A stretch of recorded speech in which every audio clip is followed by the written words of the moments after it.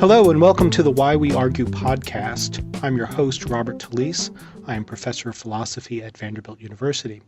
Why We Argue is produced by Humility and Conviction in Public Life, a project based at the University of Connecticut, which explores how to balance our deepest commitments with open-mindedness, a respect for reason, and intellectual humility. The series, which is made possible by generous funding from the John Templeton Foundation, features brief discussions with publicly minded thinkers about the state of civil discourse in contemporary democracy. Today, my guest is Michael Lynch. Michael is professor of philosophy and director of the Humanities Institute at the University of Connecticut. Michael's most recent book is titled The Internet of Us, Knowing More and Understanding Less in an Age of Big Data, which is published by Liveright Press. Hello, Michael. Hi, Bob. How are you doing today? Good. So thank you for appearing on our podcast. The United States, as you know, Michael, has just had a presidential election. And as I think you will also agree, it was in many ways surprising. The polls seem to have gone badly wrong. Norms of discourse seem to have been challenged, maybe in some cases overturned. The role of social media in national politics seems to have shifted, or maybe it's true to say now that social media plays a political role that has expanded in ways that were maybe unanticipated, and so on. So I wanted to ask you on the Why We Argue podcast, what do you think we should make of all this? Well, I think what we should make of all this is what I think most of us, speaking most broadly, are making of it, which is that our democracy is in trouble.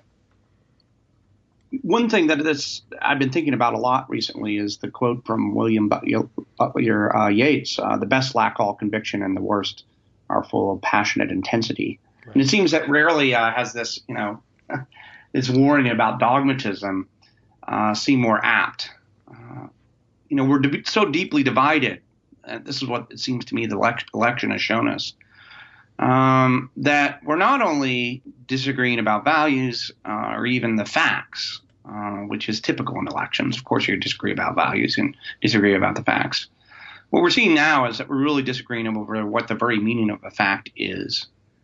And as a result, I think that means that many of us in the United States believe that there's really no point in talking to the other side. I think, why bother if you know it all already? And if you think that the other people don't even appreciate what facts are or even understand what a fact is, then why reason with them? Right. So I think that gets at a real fundamental problem that we're facing. And I think the election, in a way, for a while we knew we were headed in that direction, Bob. But I think what the election did is it really stripped away any pretense that we were still working in a democracy conceived as a space of reasons. I mean, you think about democracies, you can think about democracy as you know better than I, in a number of different ways. And two basic ways always stand out to me. On one hand, you can think of it as a place, democracies are distinguished as being places where we exchange reasons and that decisions are made in the ballot box or over the negotiating table. And it's decisions that are made where we see each other as participating equally in this shared enterprise. The other vision is that democracy and politics in particular is basically war by other means. Right. And it's pretty clear that that's where we are now in our country. Right, but that sounds at a descriptive level, it seems to me to be correct. The strange feature, at least from my point of view, if I may add it here, is the war by other means conception of democracy would entail that not only shouldn't people try to bother reasoning with each other or bother talking with each other, but it also means that if democracy is just counting the ballots and hoping your side wins, it also seems sort of hard to make sense of the sort of intellectual condemnation of the other side, right? It seems as if the willingness of each side to condemn the other side on intellectual grounds suggests that they're not aware that they're just fighting a war. They think that we like to portray ourselves as the ones who want to be able to reason with each other. Does that seem right? Yeah, that does seem right. And the Machiavellian way, of course, to look at that is that that's just a naked opportunism, and that, in fact, people are just, as I said before, there's a pretense of engaging in reason when actually what we're doing is engaging in manipulation and warfare. And, of course, some of that cynical view is very tempting. I think there is, however, a hopeful or a slightly more hopeful way of thinking about the phenomenon that you just so aptly pointed out, which is that there is still, I think, in the country, and both on the left and the right, perhaps now wistful longing for this other sense of democracy. And that wistfulness is important to hold on to, because it signals that there is deep down still a longing, a desire to return to this other conception of democracy. And by return here, I don't necessarily mean historically. Of course, it's always unclear to what extent we've ever achieved our ideals, but at least return in the philosophical sense to aim for this other conception of democracy. I mean, one way I have of thinking about this is that about this ideal is that democracy needs it really needs to aim at two things. On the one hand, we need to have our citizens need to have conviction. An apathetic electorate is no electorate at all. Mm-hmm. On the other hand, we also need to listen to each other. And listening to each other means not just, waiting for your turn to talk, but actually, right? But actually listening in the sense that you think of yourself, you put yourself in a stance where you think, I could be improved. I could learn something from this other person. And my own views are not perfect. That's what we might call intellectual humility. The idea that our own belief systems can be improved by the evidence and experience that other people bring to the table. That's a core, I think, element of democracy. The problem is, of course, is that having conviction and having intellectual humility, those can bump up against one another. They can get into a state of deep tension because, after all, if you have the people who have the strongest conviction regard people who are willing to listen to the other side with suspicion. One thing that emerges in what you've just said about this tension, because I think that's the right diagnosis. It seems to me that we have in our sort of political culture the idea that true commitment, real conviction, loyalty, political clear-headedness is in some way connected to the thought that one needn't listen to detractors or opponents. That is, right. Once you have the thought that you've characterized, I think very aptly, as part of democracy, that other people's experiences, even if you think that, and views, even if you think they're wrong, can nonetheless help you improve your own belief system. That is, I think, in our popular political culture, that idea is looked upon as a signal of a kind of weakness, either intellectually or politically, or a failure of nerve or something. Does that seem right? That seems exactly right. And that's very, very troubling, right?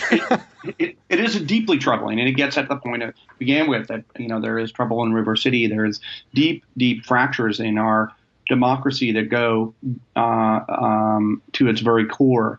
I think one of the things that, and to elaborate on that point, what I think one way of thinking about that is that we have a problem with the opposite of intellectual humility in this country. We have a problem both on the left and the right with epistemic or intellectual arrogance. And that's the idea that we are unimprovable, that we in a sense know it all. And this has become increasingly and somewhat bizarrely, and then you just pointed to it, not just a sort of problem, it's become a value for people. It's become a value.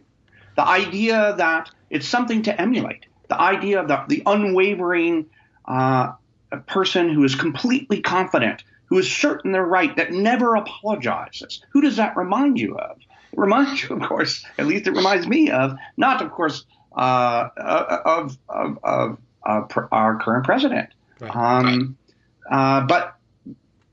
So in this culture, it's perhaps not surprising that a lot of people gravitated to a person who epitomizes this idea for many folks of unapologetically telling it like it is and not caring what other people may say or do or think, and being very clear about that, not pretending otherwise.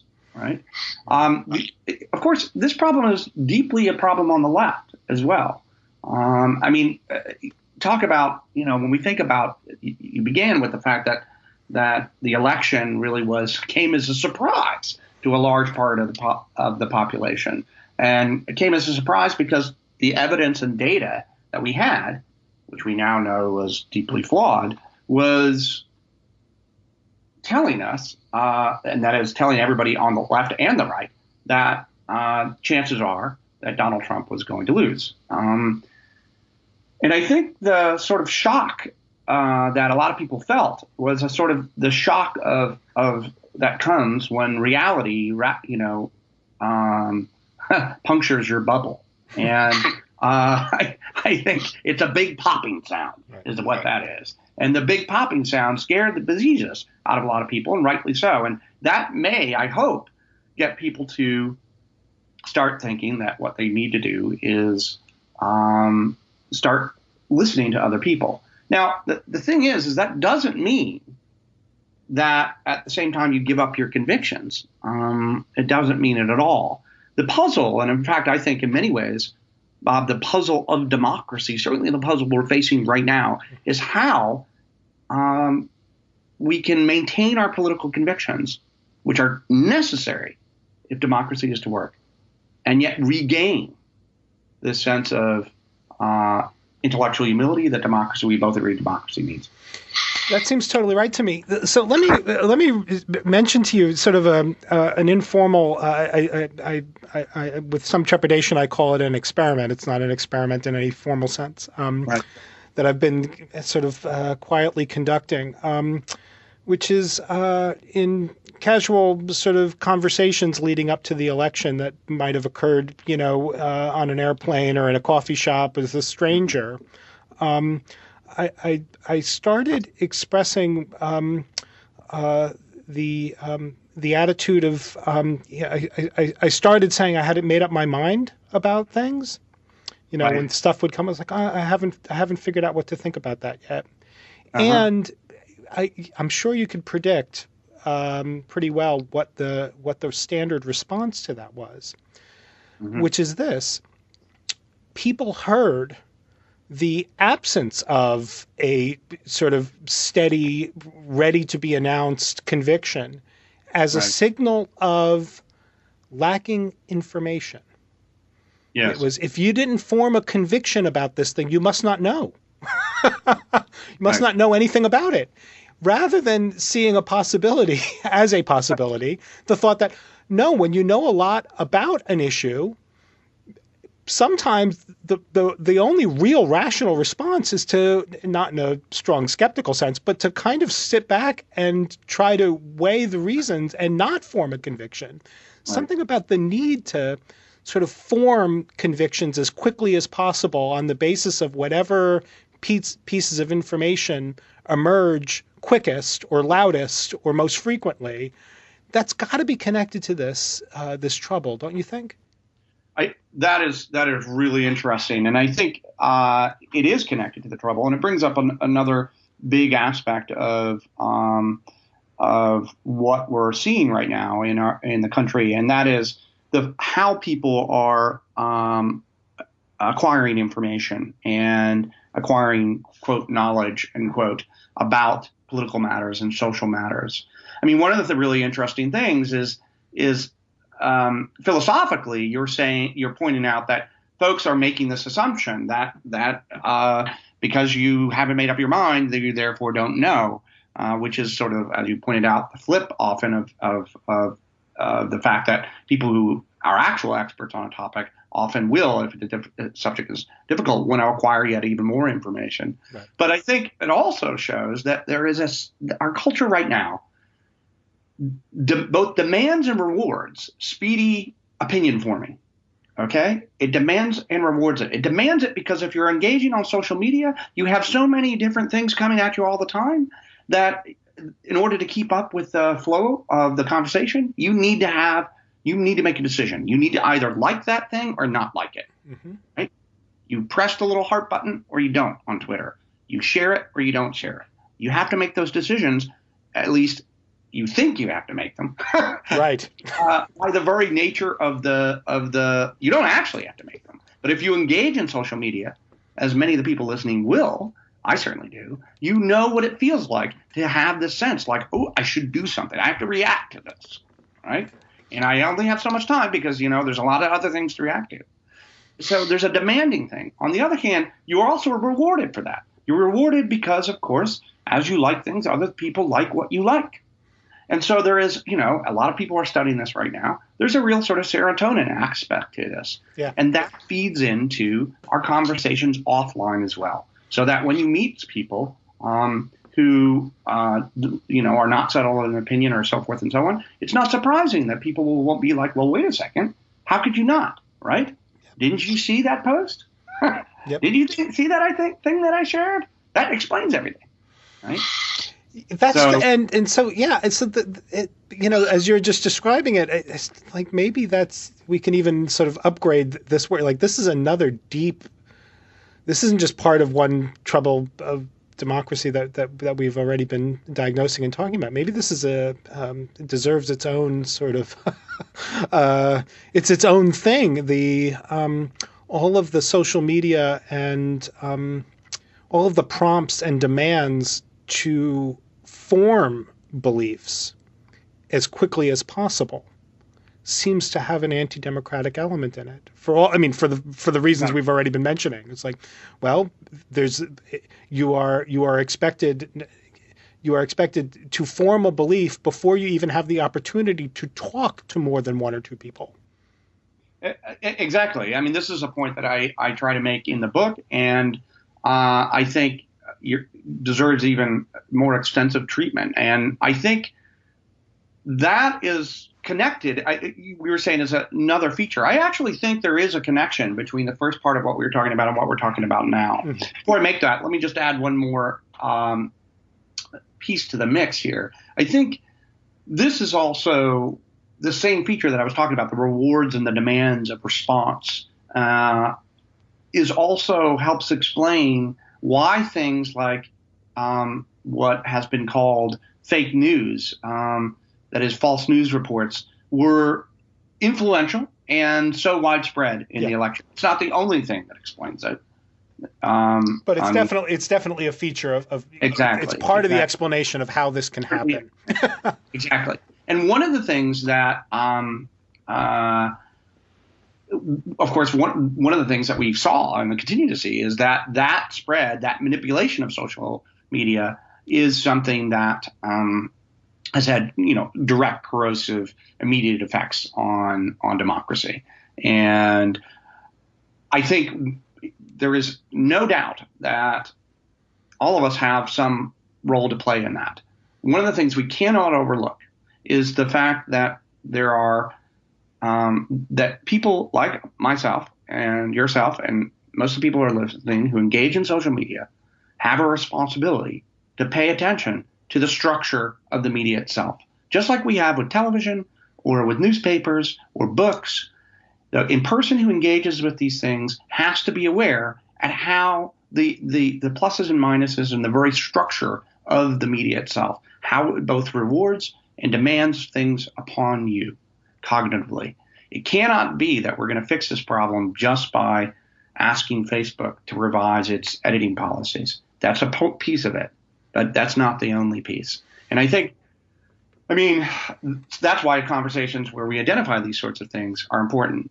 But if I may, let me just return briefly and make that point that I wanted to make, which is there is a connection here between what we were saying and talking about earlier and what we're talking about now. So earlier, I was making this point that we're living in this culture of epistemic that sort of values arrogance and we're becoming a culture of know-it-alls, both the left and the right, and that's problematic for democracy. The connection between that and what we're talking about now is that, look, social media is demanding, as we say, getting us to form these opinions very quickly.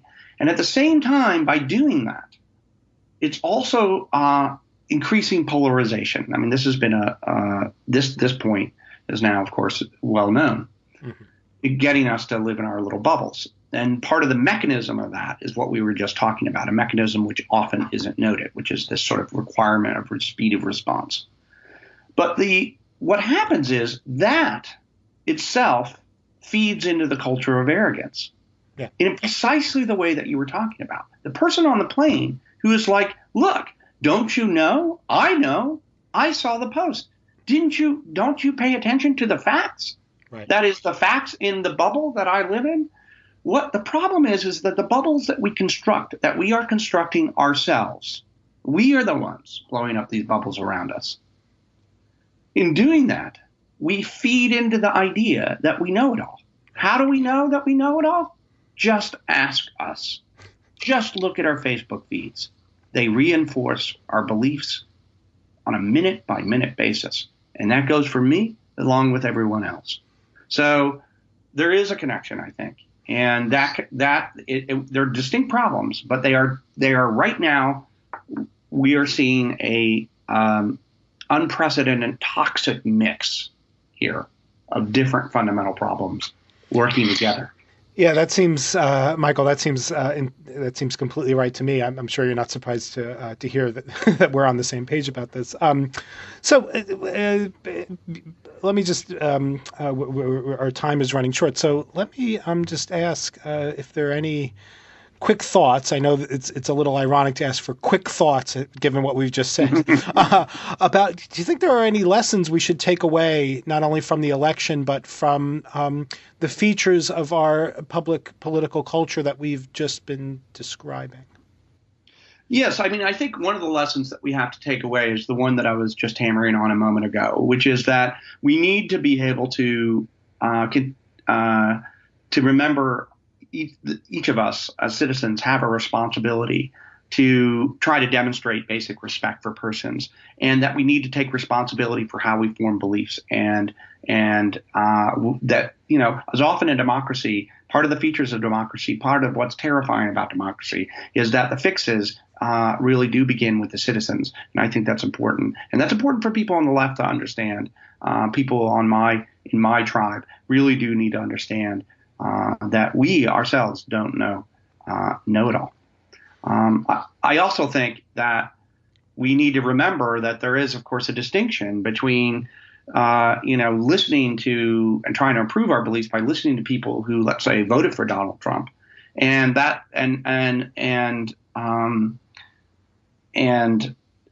our relationship with the Trump administration itself. Those are two different things. I mean, the question, I think the Trump administration does really embody this, many of the problems I'm talking about, but the problems of arrogance and actually the relationship to the facts that is so troubling. And so I think, resisting that attitude that is exemplified by the president is an important democratic function. But at the same time, we can't do that and also always demonize the people who exercise their right to vote for him. So that's where we are right now. And I think the lessons that we need to learn are, in that sense, fundamental lessons of living in a civil and civic society. Well, Michael Lynch, thank you so much for appearing on our podcast, Why We Argue. Thank you.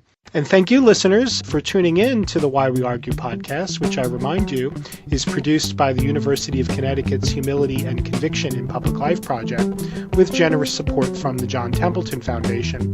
You can follow the project on Twitter and on Facebook at Public Humility. That's one word, Public Humility. Thank you so much, and bye for now.